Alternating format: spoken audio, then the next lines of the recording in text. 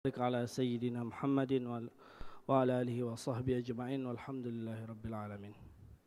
Baik para jemaah, insyaallah sebentar lagi kajian akan kita mulai.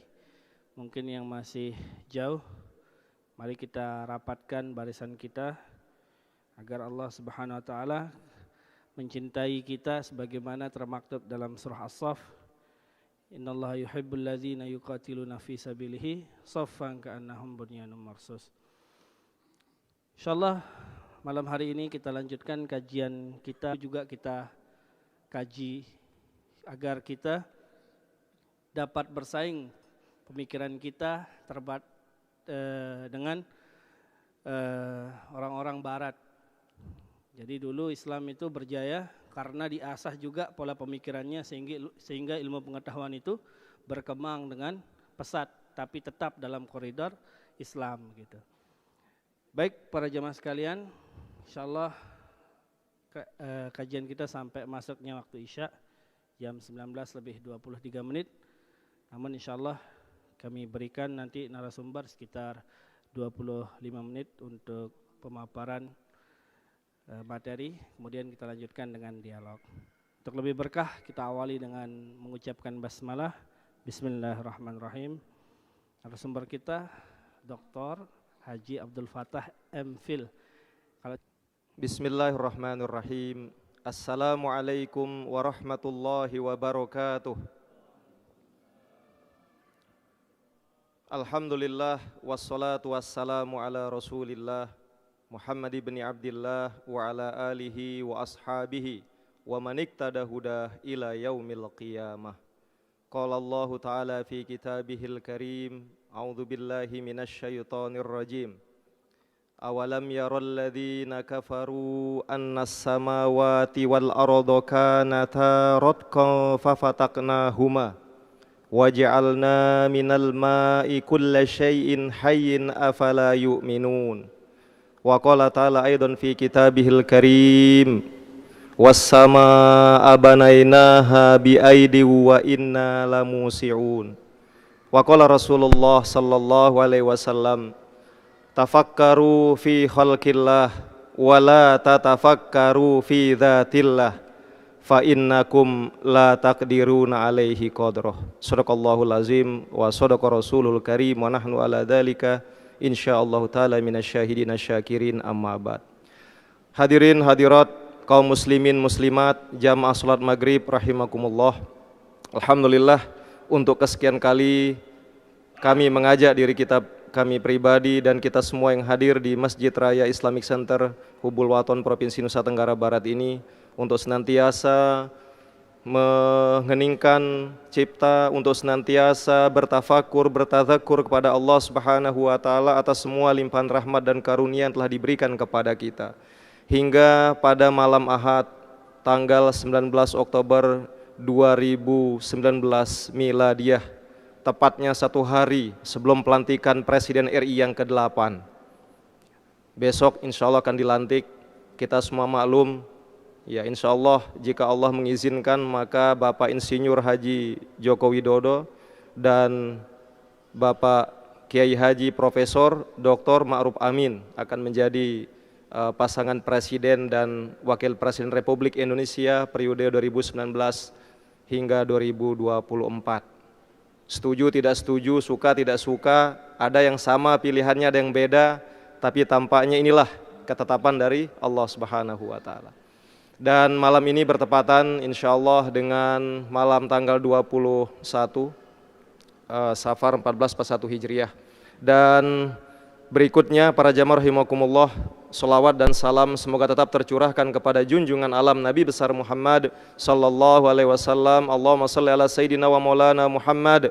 Allahumma shalli wa sallim wa barik alaihi. Mudah-mudahan kita semua, keluarga kita, sahabat kita, jamaah kita, kaum muslimin muslimat dimanapun mereka berada, selama mereka mengimani Al-Quranul Karim, cinta kepada baginda Rasul, senantiasa mengamalkan sunnah-sunnah Rasul, membaca selawat kepada baginda Rasul hingga di ujung nafas, maka kita berharap kita semua akan mendapatkan syafaat dari baginda Rasul Muhammad sallallahu alaihi wasallam di hari kiamat kelak. Para jamaah hadirin hadirat rahimakumullah, pada malam ini seperti yang disampaikan oleh Ustadz moderator tadi bahwa kita akan melanjutkan kajian filsafat Islam ya, dan kita akan melanjutkan pertemuan ini fokus kepada kosmologi dalam khazanah filsafat Islam, terutama teori tentang terbentuknya alam semesta. Tadi disampaikan di mukadimah termasuk oleh Ustadz moderator bahwa pentingnya kita mempelajari filsafat ini, paling tidak banyak sekali faedahnya. Faedah di dunia ini diantaranya agar kita mengetahui sejarah perkembangan alam pikiran manusia. Tidak hanya kita tahu sejak Rasulullah Muhammad SAW lahir di atas muka bumi ini secara zohir tahun 571 Masehi, tetapi pada fase periode ratusan hingga ribuan tahun sebelum beliau lahir, kita tahu bagaimana awal mulanya pemikiran manusia. Jadi akan menambah kekayaan pikiran kita. Sekedar contoh, kalau kita misalkan hanya mencukupkan ilmu kita dengan at-turas al-islami seperti terwujud dalam kitab fikih umpamanya usul fik, kemudian tafsir, hadis dan sebagainya, maka informasi yang kita dapatkan, ilmu yang kita dapatkan berarti hanya setelah Rasul lahir sampai hari ini. Tetapi sebelumnya boleh jadi hanya sedikit informasi yang kita dapatkan di sana. Karena itulah paling tidak agar ilmu yang kita miliki sebagai umat Islam yang dia anugerahkan Al-Quran oleh Allah, yang diantaranya cirinya memiliki ragam pengetahuan di samping petunjuk tentang ibadah, maka kita memiliki ilmu yang sempurna, yang lengkap. Tidak hanya ilmu setelah Rasul lahir kita tahu, tetapi sebelum Rasul lahir perkembangan khazanah pemikiran manusia kita ketahui pula. Kemudian yang berikutnya para jamaah, betul sekali untuk menyadarkan kita bahwa dengan mengetahui ilmu itu sehingga saat ini, maka umat Islam dapat melakukan muhasabah. Apa pengetahuan dan bagaimana perkembangan sains di dalam bangsa-bangsa atau negara yang mayoritas umat Islam di dalamnya. Apakah mereka sudah memiliki itu dengan lengkap, sudah mengembangkan terus-menerus, atau kalah dan persoalan politik? Karena tampaknya memang kalau kita jujur dengan fakta yang terjadi, sains dalam Islam ini cenderung kalah dan persoalan politik belakangan ini. Ya, bahkan ilmu mau dikejar, mau dituntut, siapa yang diutus menjadi alim ulama, kadang pun lebih dominan persoalan politik. Di satu sisi di negara yang belahan bumi sana, mereka sudah luar biasa perkembangan ilmunya. Ya, satu contoh misalnya para jamaah rahimakumullah, Indonesia yang hari ini ya memiliki umat atau penduduk yang mayoritas beragama Islam. Jumlah penduduk Indonesia hari ini ya mungkin maksimal 250 juta, yang 80% diantaranya beragama Islam. Indonesia merdeka tahun 45 jamaah, tahun 45. Tetapi pada tahun 1778, Immanuel Kant, salah satu filosof besar Jerman, mengemukakan teori tentang penciptaan alam semesta ini yang berasal dari asap atau teori nebula. Bahwa alam ini menurut Immanuel Kant, dalam observasi yang dilakukan, itu bersumber dari awan panas yang sangat dahsyat, yang sangat besar, yang raksasa bentuknya, melebihi besarnya negara Indonesia ini, negara Amerika atau benua Amerika atau Australia. Karena memang dari awan besar inilah nanti lahir matahari, lahir bintang, kemudian lahir bumi-bumi, planet-planet kecil lainnya yang jumlahnya tidak terhitung hingga hari ini. Itu 1778, berapa ratus tahun sebelum Indonesia merdeka. 1778 apa yang terjadi di Pulau Lombok, apa yang terjadi di Mataram, di Lombok Tengah, Lombok Timur kira-kira menurut Pelunggu? Belum ada tuan guru kita yang kita kenal saat itu kan. Belum ada Indonesia namanya Insinyur Soekarno saat itu yang bacakan proklamasi. Negara barat sana 300 tahun sudah persoalan makan, persoalan kebersihan udah selesai. Mereka fokus mengkaji tentang bagaimana alam semesta terbentuk sampai sebegitu jauhnya. Ya, itulah untuk menyadarkan kita maksud tiang. Coba kita tanya lagi negara Arab lain, kapan merdeka? Paling di atas 1920-an, termasuk Malaysia dan beberapa negara yang mayoritas Muslim di dalamnya. Subhanallah. Sedangkan sekali lagi negara yang kita cap sebagai orang yang bahkan musyrik, bahkan maaf kafir, tidak beragama Islam atau Muslim, 300 tahun mereka sudah merdeka, 300 tahun mereka sudah hidup tertib, bahkan memang jahatnya dan tanda kutip ya, 300 tahun mereka sudah menjajah kita, kan begitu.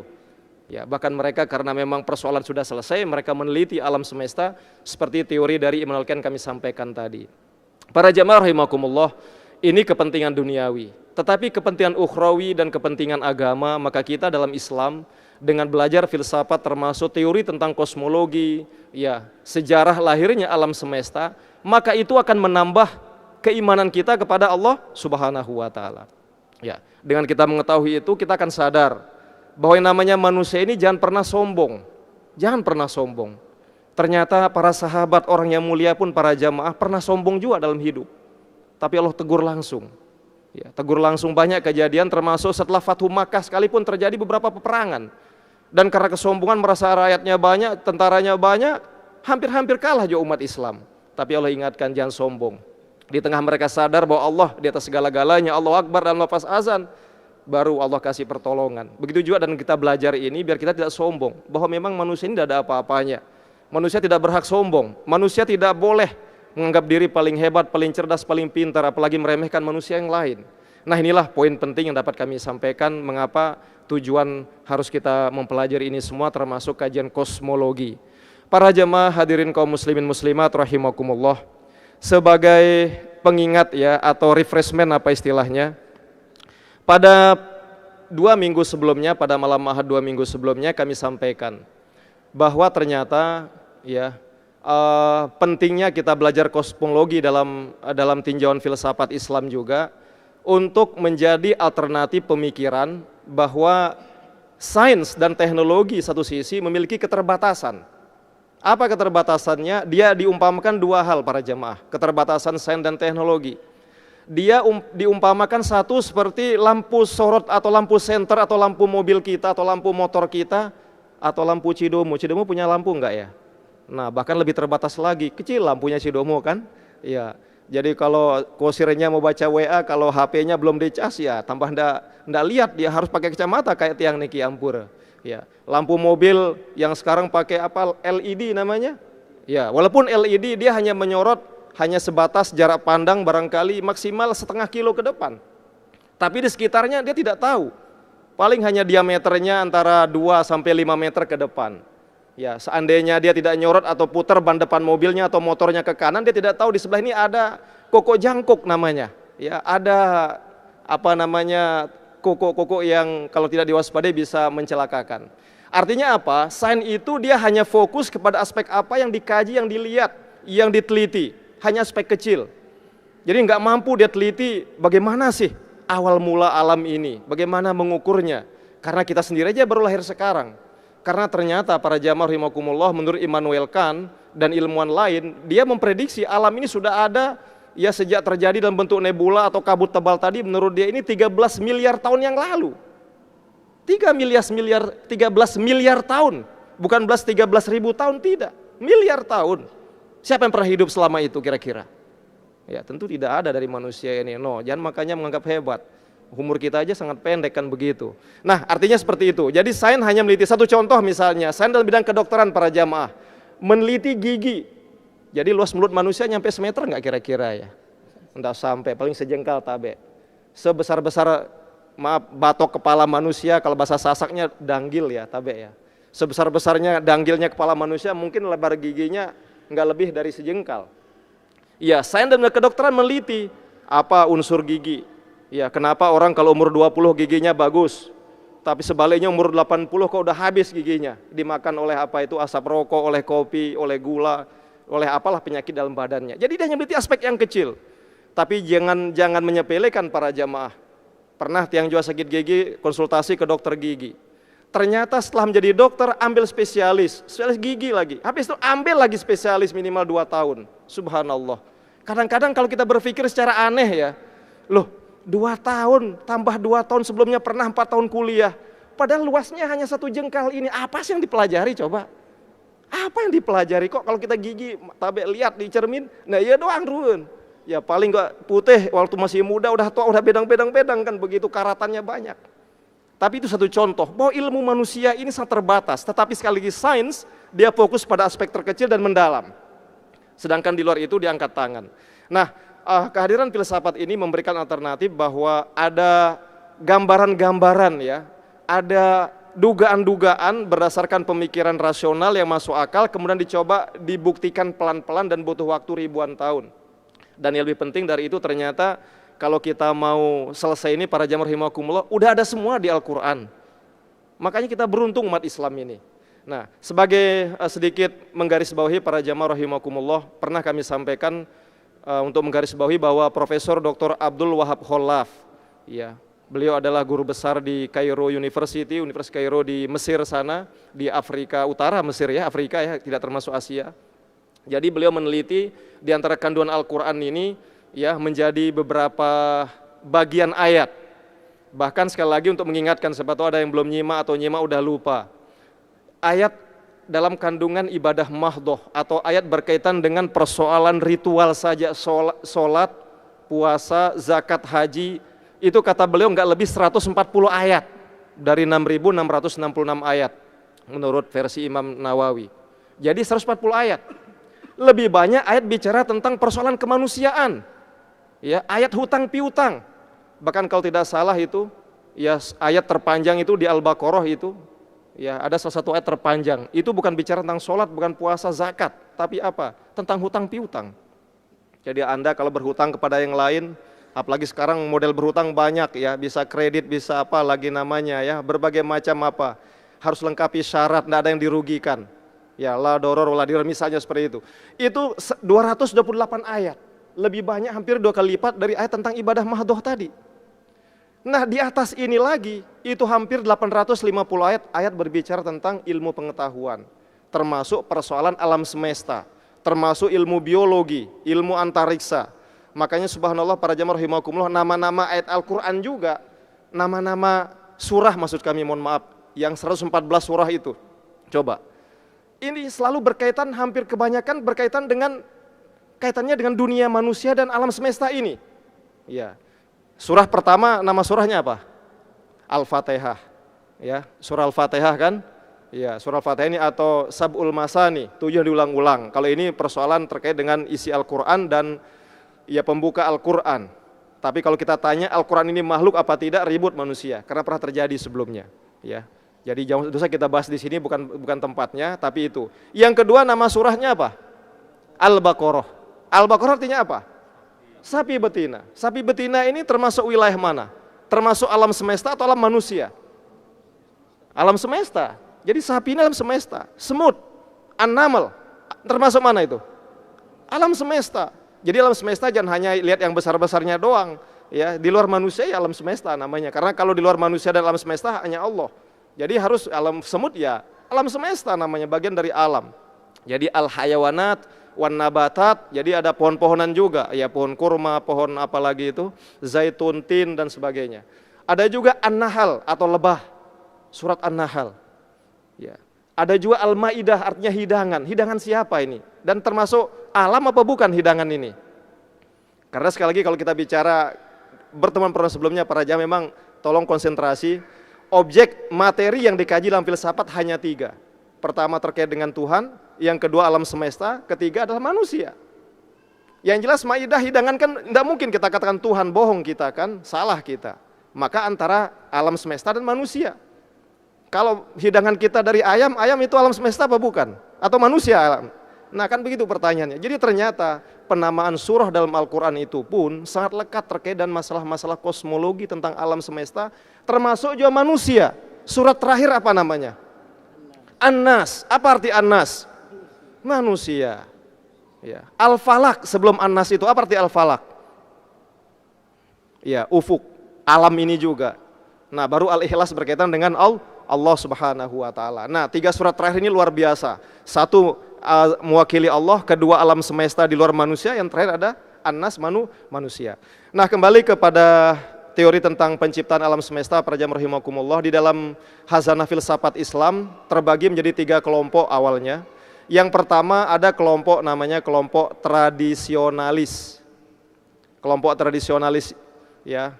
Yang kedua ada namanya kelompok rasionalis. Dan yang ketiga adalah ada namanya ya kelompok filosof muslim atau filosof Islam dan kaum sufi. Tetapi sebelum kami bercerita singkat tentang ini dan mungkin nanti penutupnya tentang teori dari Al-Quran, surah Al-Anbiya 30, bahwa dulunya langit dan bumi ini menyatu dan mirip dengan teori Big Bang namanya itu. Sebelumnya izinkan kami bercerita begini. Ada seorang bapak yang memiliki 4 orang putra, para jamaah rahimakumullah.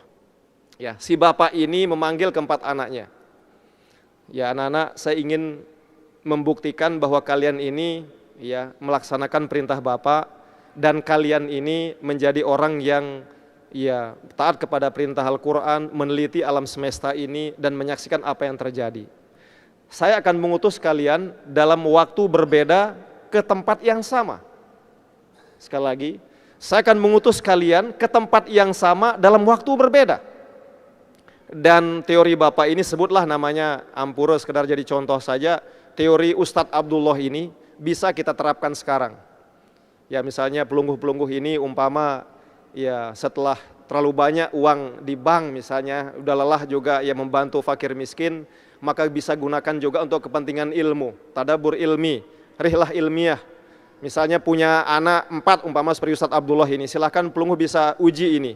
Kirim ke 4 putra pelungguh ke satu tempat, satu negara, bukan di Indonesia, tapi yang memiliki 4 musim. Di mana itu 4 musim misalnya? Ya misalnya di Eropa atau di Amerika, di Inggris, di Belanda, di Jerman, di Prancis, atau di Amerika Serikat, ya ke New York, kemudian ke Ohio dan sebagainya ke sana. Kirim mereka dalam waktu berbeda. Nah, ceritanya si Ustadz Abdul ini mengirim anaknya, satu dikirim anaknya itu pada musim panas.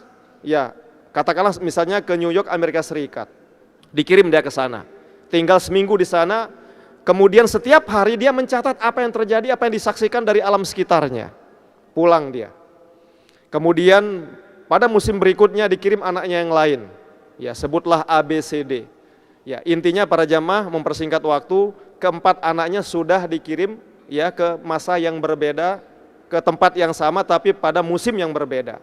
Singkatnya pada selesai itu tibalah saatnya mereka presentasi, melaporkan apa hasil pengamatannya dalam seminggu ke negara Amerika Serikat, tepatnya di kota New York. Ya, si A mengatakan karena datang pada musim panas. Apa yang dikatakan? Ya kurang lebih Pak, di sana saya melihat, atau Abah di sana saya melihat ya muncul matahari. Ya, jadi di sana kalau cerah itu buminya, langitnya itu biru sekali. Ya. Tapi panasnya nggak sepanas Indonesia. Kalau Indonesia musim panas berapa panasnya tadi pagi? Sebenarnya musim hujan mestinya ini, tapi alam jauh udah error ini. Ya, ya 35, 36 ya. Mestinya Oktober ini pelajaran tiang waktu SD 30 tahun yang lalu. Kapan itu musim panas dan musim hujan? Musim panas itu dari April sampai September itu musim panas. Hujannya itu mulai dari September akhir atau Oktober sampai ujungnya Maret atau awal April, tapi udah tidak berlaku lagi. Alam jadi ikut error sekarang ini karena ulah manusia kalau dalam kata Al-Quran itu kan. Ya kembali ke tadi, akhirnya dia cerita seperti itu. Oh yang diceritakan langit yang biru, panasnya enak ya sekitar 10 derajat, 15 derajat, tidak pernah sampai 25 atau 30 derajat kayak di Indonesia. Sedangkan si B ditanya, datang pada musim dingin, apa yang terjadi di sana? Wah, yang terlihat 2 hari itu matahari nggak pernah kelihatan Abah. Ya, bahkan kita pakai apa namanya itu sweater tebal. Ya, jadi telinga terutama kalau kena itu panas, bibir ini pecah-pecah. Ya, bahkan kita gemetaran. Bahkan di sana ditawarkan kalau orang Indonesia yang lemah-lemah fisiknya, yang darahnya beku, ada suntik pil apa namanya itu untuk mengencerkan darah. Hal yang sama tidak pernah dialami oleh A temannya tadi atau saudaranya. Sedangkan yang C pada musim gugur misalnya, apa yang dilihat?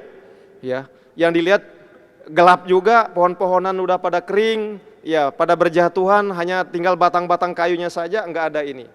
Sedangkan yang D, anaknya yang terakhir diutus pada musim semi, apa yang terjadi? Wah, Masya Allah, hampir-hampir tidak pernah di Indonesia. Jadi bunga pohon tulip mekar, keluar buah apel Washington, apa macam namanya, indah-indah sekali. Intinya para jamaah rahimakumullah, apa pesan moral dari kisah itu? Ternyata alam semesta ini di tempat yang sama, pada zaman waktu berbeda, maka dia akan menampilkan hal berbeda. Ya termasuk 5 jam yang lalu kita berada di depan masjid ini. Apakah kelihatan gelap dunia ini atau terang tadinya? 5 jam yang lalu, terang. Tapi kenapa sekarang gelap? Ya karena malam kan begitu, kita berdiri waktu malam.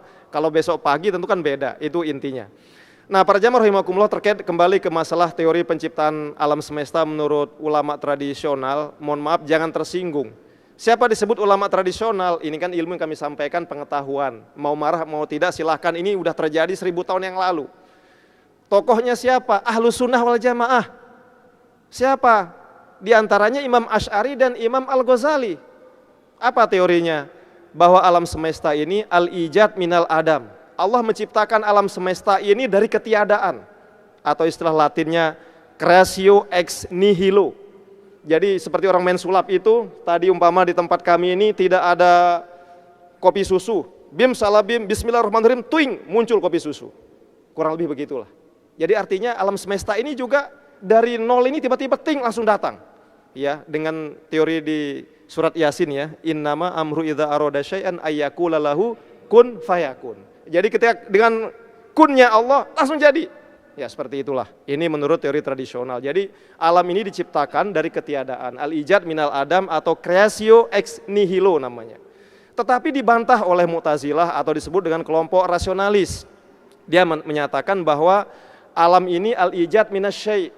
Alam ini dijadikan dari sesuatu yang memang ada, dan bahannya itu disebut oleh Mu'tazilah ini al-maddatul ula. Ada bahan utama, bahan pokok pembentuk alam semesta yang dia abadi.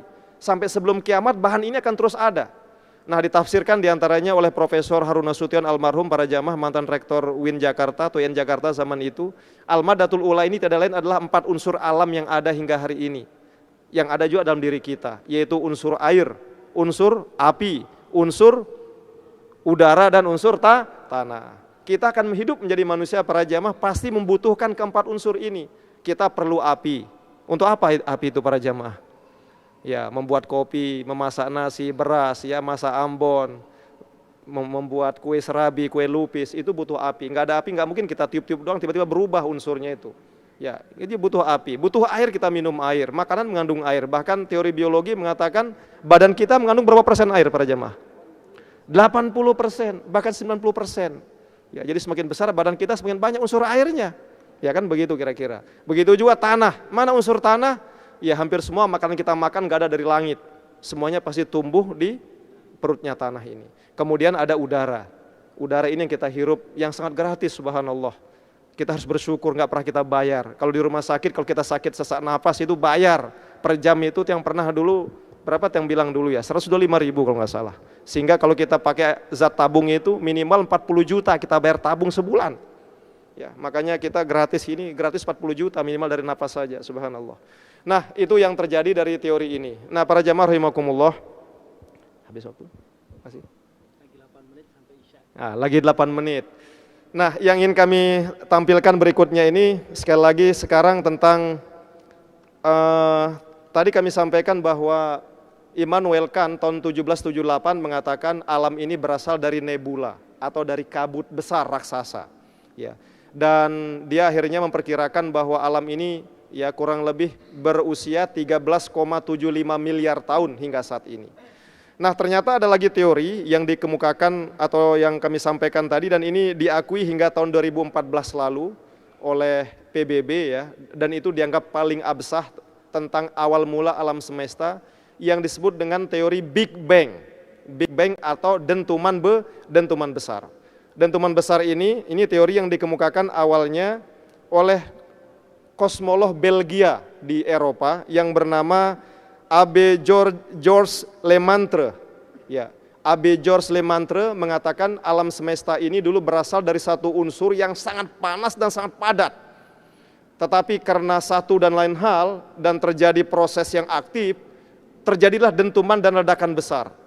Sehingga unsur-unsur ini kemudian membentuk menjadi alam semesta dalam waktu yang sangat panjang ini.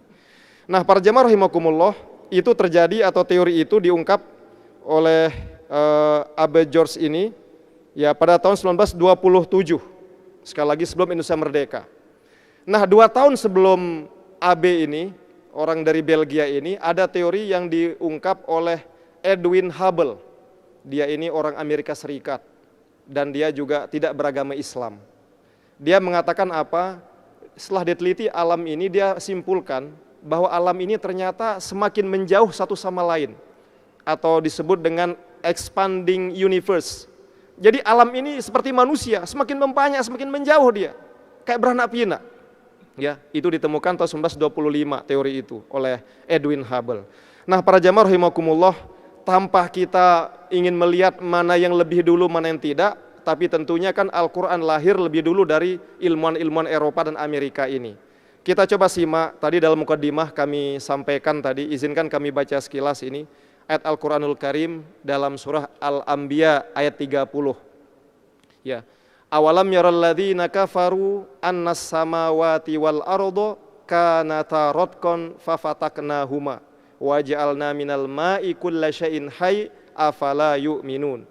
Maka apakah orang-orang kafir tidak menyaksikan dan tidak melihat atau mengamati bagaimana dulu 7 lapis langit dan bumi ini rotkon, satu kesatuan yang padu, yang utuh, tidak terpisah satu sama lain. Fafataknahuma, kemudian kami pisah keduanya. Waja'alna minal ma'i kulla syai'in hayyin, dan kemudian kami jadikan ya melalui zat air ini segala makhluk yang hidup itu. Ya. Afala yu'minun, apakah mereka kemudian ya tidak mengimani tentang penciptaan alam semesta ini. Nah, para jamaah rahimakumullah, ayat ini menegaskan itu. Bahkan dalam tafsir Al-Muyassar singkat yang kami sampaikan, intinya apa maknanya, katanya dulu ketika bumi langit ini menyatu, tidak ada hujan yang turun, begitu juga tidak ada pohon yang tumbuh karena menyatu. Tetapi setelah dipisah, baru turunlah hujan dari langit, baru tumbuhlah pepohonan dari bawah bumi, dan hiduplah manusia di dalamnya. Wallahu a'lamu bissawab. Silakan kalau ada pertanyaan. Wassalamualaikum warahmatullahi wabarakatuh. Ya, insyaallah masih ada 3 menit lagi. Silakan jamaah. Agak-agak pinang sedikit, enggak apa-apa ya. Proses berpikir soalnya. Berarti alhamdulillah kita masih punya otak. Insyaallah. Insyaallah. Tafadhal, silakan, mungkin ada yang ingin ditanyakan. Tafadhal Pak Haji Nasripin.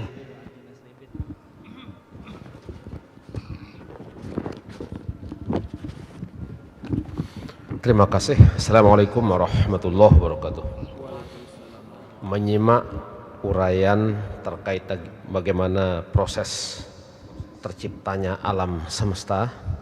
Kalau kita lihat bumi secara umum, ada lautan dan ada daratan.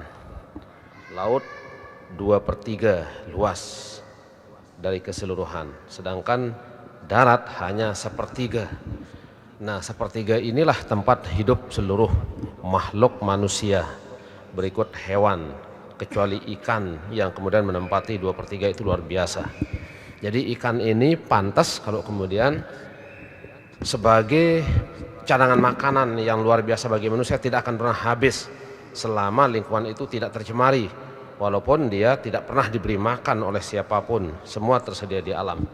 Nah, ada pertanyaan terkait dengan daratan yang kita lihat berbeda antara satu pulau dengan pulau lain. Lombok dengan Sumbawa misalnya, di Sumbawa banyak bukit yang tidak beraturan bentuknya, tapi dia tidak terlalu tinggi, bukit-bukit yang tidak beraturan itu, kecuali Gunung Tambora yang luar biasa, hampir sama dengan Gunung Rinjani. Nah, kondisi alam yang ada di Lombok dan di Sumbawa itu ada perbedaan. Secara umum cuaca atau iklim Lombok relatif lebih sejuk dibanding Pulau Sumbawa dalam musim yang sama, seperti saat ini misalnya.